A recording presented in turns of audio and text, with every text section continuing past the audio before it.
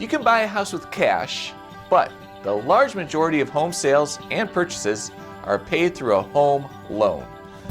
How does this work with the contract you signed before the loan was finalized? Well, let's talk about the exciting world of loan contingencies.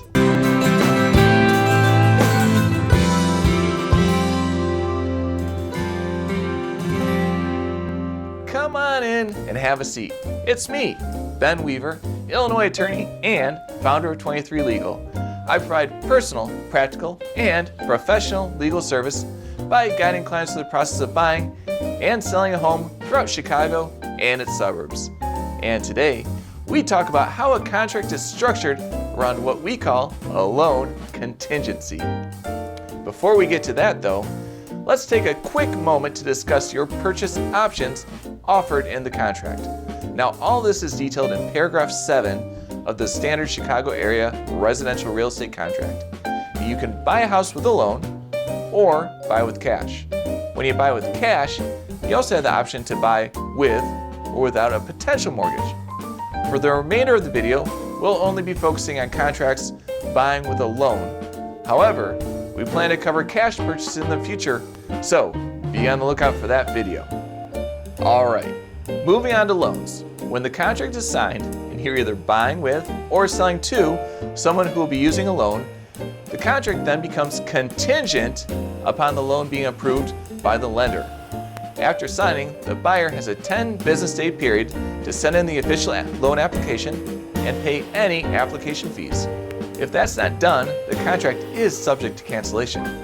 It's best to jump on that loan application right away because you have either 1 week before closing or 45 days after acceptance, whichever the two is first, have the loan processed and be clear to close. If we don't meet that deadline, the contract once again is subject to cancellation. But let's look at the positives though. You have gone through the loan process, got your pre-approval letter, contracted your house, and your loan is officially clear to close. Let's schedule the closing. Can we do it tomorrow? Well, that's unlikely. The lenders can have thousands of requests going on at the same time, so they may require additional time to process the loan. And this is normal, and not necessarily a bad sign.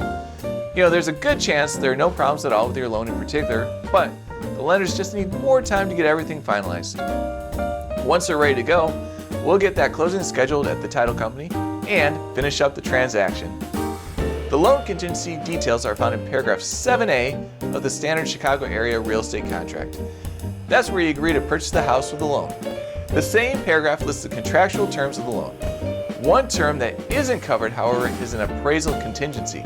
And we'll break that down in another video later on. Whoa!